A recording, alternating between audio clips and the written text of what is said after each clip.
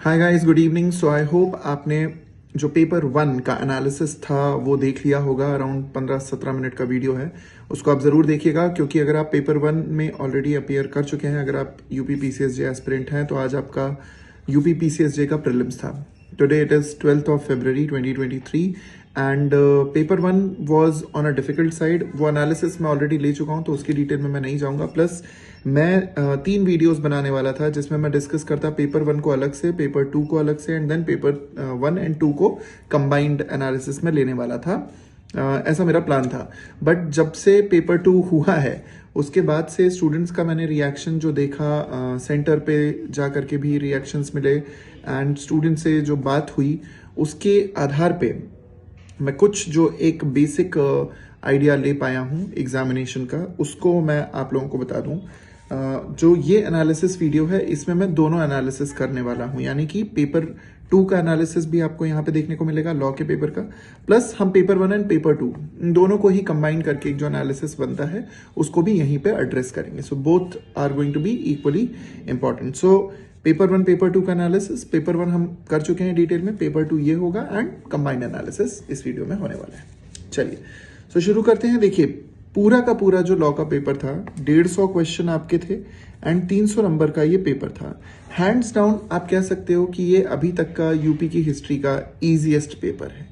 Easiest इसलिए कहेंगे क्योंकि यूपी पीसीएसजे जनरली जो क्वेश्चंस अपने थ्रो करता है वो कॉन्सेप्चुअल क्वेश्चंस होते हैं, थोड़े कभी कभी डिफिकल्ट क्वेश्चंस हो जाते हैं।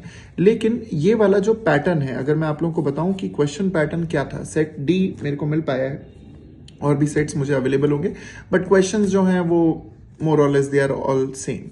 सो कोई फर्क नहीं पड़ता। क्वेश्चन पैटर्न का जो पेपर पैटर्न आप कह सकते हो यूपी पीसीएसजे के लॉ के पेपर का, दैट वाज यूपी प्लस एमपीसीजे। जैसे पिछला वाला यूपी प्लस बिहार बेसिस पे था, ये वाला यूपी और एमपीसीजे था। ऐसा क्यों था, ये आगे हम लोग समझेंगे। सो 150 क्वेश्चन, 2 मार्क्स ईच, 300 नंबर का पूरा पेपर, जो कि डेफिनेटली आपको एक मेजर पुश देता है इन योर ओवरऑल मेरिट। उसमें मैक्सिमम नंबर ऑफ क्वेश्चंस पूछे गए एमपीसीजे पैटर्न पे, दैट इज सेक्शन बेस्ड। यानी अगर कोई बच्चा कोर बैराक्ट भी ढंग से पढ़ के गया होगा तो वो इस पर्टिकुलर पेपर को फ्लाइंग कलर से पास कर रहा है, hands down.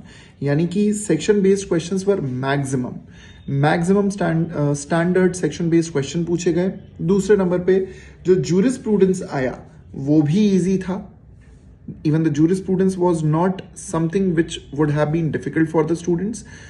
International organization based question जो पूछे गए, यूएन चार्टर का जो सवाल आया, या फिर जो हेडक्वार्टर बेस्ड क्वेश्चन है, बहुत इजी, बहुत ही straightforward, not at all difficult on any part. हाँ, कुछ छोटे छोटे स्पेसिफिक एरियाज थे जो डिफिकल्ट रहे हैं स्टूडेंट्स के लिए, उसको भी मैं एड्रेस करूंगा, so need not worry about that. But the section based questions which were asked were pretty decent, pretty simple and pretty much doable by every single student. अब इसका मेरिट पे या कट ऑफ पे क्या असर पड़ेगा, उसके लिए आपको वीडियो में बना रहना पड़ेगा, ज्यादा लंबा वीडियो नहीं है।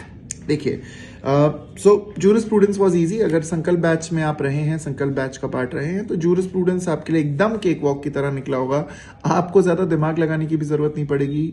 आप डायरेक्टली क्वेश्चंस को कनेक्टिविटी के साथ, नेक्सस के साथ स्टैब्लिश करके ऑप्शन लगा के आए होंगे, एंड 100 on 100 सीधा, मतलब 100% आपके आंसर सही होंगे अगर आप संकल्प बैच का पार्ट रहे एंड जूरिस्प्रूडेंस आपने अटेम्प्ट किया है तो।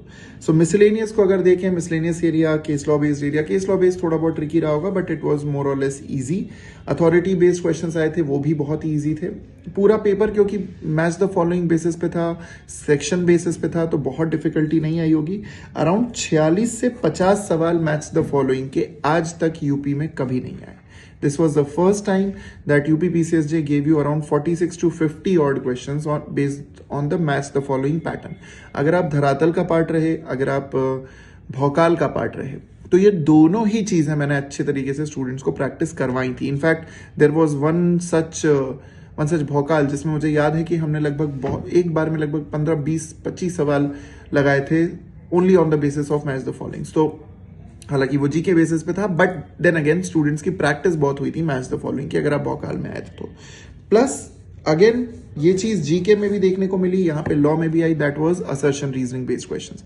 Now assertion reasoning based questions अगर आपने संकल्प की क्लासेस अटेंड की, अगर आपने भौकाल भी अटेंड किया, तो वहां मैंने बताया था कि असर्शन रीजनिंग बेसिस को क्वेश्चंस को कैसे सॉल्व करते हैं। So I am very sure कि संकल्प के students and in fact all the students who are targeting UPPCS, उनका ये जो असर्शन रीजन बेस्ड क्वेश्चंस गए होंगे वो अच्छे गए होंगे।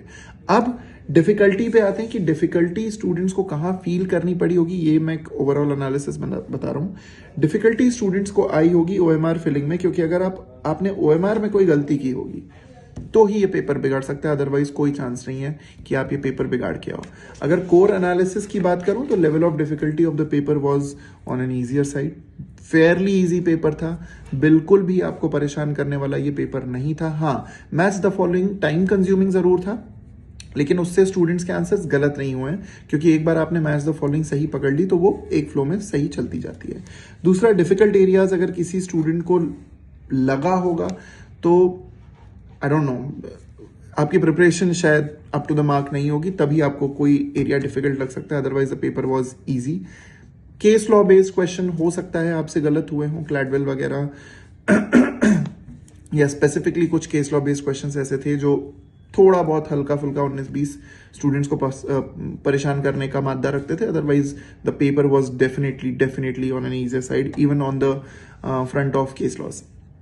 Easy area, the whole paper was easy. You cannot make any excuses कि मेरा लॉ का पेपर खराब गया है। लॉ का पेपर 19-20 के अंतर से लगभग आप मान के चलिए कि जितने भी सीरियस एस्पिरेंट्स हैं, लॉ का पेपर लगभग सबका ही अच्छा गया है, which brings us down to the cut off. ना कट ऑफ मैंने पहले भी जैसे पिछले वीडियो में बताया, अगर आपने नहीं देखा तो उसको जाकर के देखिएगा, तो उससे आपको अपनी जीके की स्टैंडिंग समझ में आएगी। वो जीके की स्टैंडिंग मैं यहाँ पे सिर्फ एड्रेस करूंगा, उसको कैसे हम उस स्टैंडिंग पे पहुंचे उसको मैं यहाँ पे नहीं बताने वाला हूँ। सो गुड अटेम्प्ट्स पे चलते हैं। पहले तो लॉ के पेपर में गुड अटेम्प्ट्स अगर मैं बोलूं तो टोटल अटेम्प्ट्स अगर किसी स्टूडेंट ने 120 से लेकर 130 के आसपास अगर अटेम्प्ट आपने किए हैं, I would say that is a good attempt. कुछ जो बेसिक छोटे छोटे क्वेश्चंस ऐसे थे, हो सकता है आपने 130, 135, 140 तक भी अटेम्प्ट किया हो, नो वंडर सही भी होगा, मेरिट में आप ऊपर चले जाएंगे, कोई मतलब उसमें टेंशन की बात नहीं है, पेपर ईजी था। But 120 to 130 questions good attempts के साथ अच्छे माने जाएंगे। ठीक, मतलब टोटल अटेम्प्ट्स।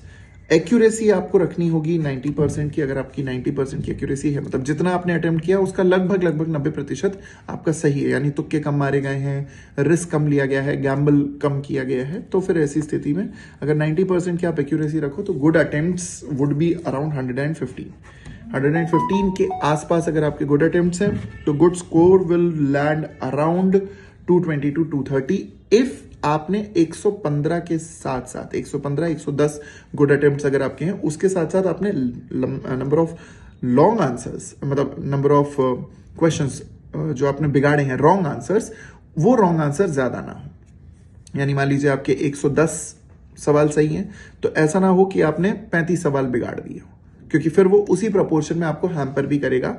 यहाँ पे 0.3 की जगह 0.6 की नेगेटिव मार्किंग होगी, तो ये दो धारी तलवार है, इस बात का ध्यान रखना। ठीक, चलिए। सो गुड स्कोर अगर मैं कहूं इस पेपर को देखते हुए विद मिनिमम नेगेटिव मार्किंग, अगर आप देखो तो good score would land around 220 to 230, आराम से 220 के आसपास आपका स्कोर लैंड कर सकता है। 210 भी हो सकता है, 205 से लेकर 215 भी हो सकता है, बट 220 से 230 डूएबल है, ये मैं आपसे कहूंगा। देखिए, अगर कोई बच्चा है जो 220, 230 के आसपास स्कोर नहीं ला रहा है तो भी उसे बहुत ज्यादा दुखी होने की जरूरत नहीं है, लेकिन फिर भी आप मान के चलो कि आपका स्कोर 200 प्लस तो किसी भी स्थिति में आना चाहिए ऐसे पेपर के साथ, क्योंकि इस पेपर में डिफिकल्टी ढूंढना is a big task. Difficult paper नहीं था, it's an easy paper. So 200 is a score which you can say कि it is a basic criteria. आप उस स्कोर के आसपास तो रहो, तब आप गेम में हो। अदरवाइज जीके जैसा लोगों का गया है, और अगर लॉ भी आप 200 से कम पे जा रहे हो, या उस 200 से बहुत कम पे जा रहे हो, मान लो 150 पे जा रहे हो, 170-80 पे जा रहे हो, तो फिर आपकी चांसेस उसी हिसाब से कम हो जाती है। तो अराउंड 200 या 200 प्लस 210 के आसपास अगर आपका स्कोर आ रहा है, आप सेफ मान सकते हो खुद को। It's a good, fairly good score. So अगर इसको मैं दोनों को जोड़ूं, जो मैंने जीके का एनालिसिस किया एंड लॉ का एनालिसिस किया, तो उसके हिसाब से जो मोटा मोटा मेरे हिसाब से कट ऑफ बन रहा है, दैट लैंड्स अराउंड 260। लेकिन देन अगेन ये एक फर्स्ट इंप्रेशन बेस्ड मैंने पूरा एनालिसिस लिया है, तो उसके हिसाब से अगर आप देखें तो आप एक बार जाकर के मेरा जीके वाला एनालिसिस वीडियो जरूर देखिएगा। Do like all of these videos, क्योंकि ये पूरी मेहनत, ये सब कुछ इंस्टेंटली करना बहुत डिफिकल्ट होता है with all the responsibilities that one has to take care of. So do like these videos, do share it with everyone, do comment on this videos, क्योंकि उससे मोटिवेशन मिलता है यार। एंड डेफिनेटली यूपीपीसीएसजे का मोस्ट प्रोबेबली एक्सपेक्टेड है कि कल तक आप लोगों की आंसर की आ जाएगी। अगर नहीं आती है तो जब भी आएगी तब आएगी। अब टेंशन मत लीजिए, अब आपके दोनों पेपर्स कंप्लीट हो चुके हैं। अब what you could have done, you have already done it. छोड़ दो, अब आगे बढ़ो और आगे की तैयारियों में लग जाओ। बट एटलीस्ट 1 से 2 दिन लो and generate your energy back, यानी कि रिजुविनेट करने की कोशिश करो जितना हो सकता है। पढ़ाई से दूर रहो, फैमिली के करीब जाओ, पार्टीज करो, या जो भी आपको सही लगता है, जो भी चीज आपको रिलैक्स करती है उस पर फोकस करते हुए वो करो। तब तक मैं भी भोपाल पहुंच जाऊंगा। इसका एक ब्रॉड एनालिसिस वीडियो लेकर के मैं फिर आप लोगों के सामने आऊंगा। एंड स्टूडेंट्स के अभी जो फर्स्ट हैंड रिएक्शंस मिले हैं वो सारी चीजें तो मैंने बता दी, लेकिन और डिटेल्ड रिएक्शन मुझे जैसे जैसे मिलते जाएंगे मैं वैसे वैसे आपको बताता जाऊंगा। एक बात कोर 100 बात की एक बात आप लोग ध्यान रखिएगा, लॉ का पेपर सबका अच्छा गया है। लगभग 70 से 80% जनता ऐसी होगी जिसका लॉ का पेपर अच्छा गया है। तो आप लोग ये ना सोचें कि लॉ का पेपर मेरा अच्छा गया है तो सिर्फ मेरा ही अच्छा गया है। बात आई होप आपको समझ में आ रही होगी। लेकिन साथ ही साथ में आप अगले 2 दिन कम से कम खुद को आराम दें। जब तक आंसर की नहीं आती कम से कम तब तक खुद को आराम दें। जब आंसर की आएगी स्कोर कैलकुलेट होगा 7-8 दिन में, 10 दिन में, 15 दिन में, जब भी आपका रिजल्ट मिलता है उसके अकॉर्डिंग हम लोग प्रिपरेशन करेंगे। संकल्प का जो बैच है वो कंटिन्यू किया जाएगा संकल्प 2.0 में, जिसमें हम लोग मेंस की प्रिपरेशन भी करेंगे। उसका भी अनाउंसमेंट जल्दी ही मैं हमारे टेलीग्राम हैंडल पे कर दूंगा। बट एज ऑफ नाउ जितना मैं सामने देख पा रहा हूँ, any score above 250 would still be a decent score for this kind of paper, क्योंकि लॉ का पेपर भयानक इजी था एंड जीके का पेपर भयानक डिफिकल्ट था। तो that brings down the level of difficulty to somewhere around easy to moderate.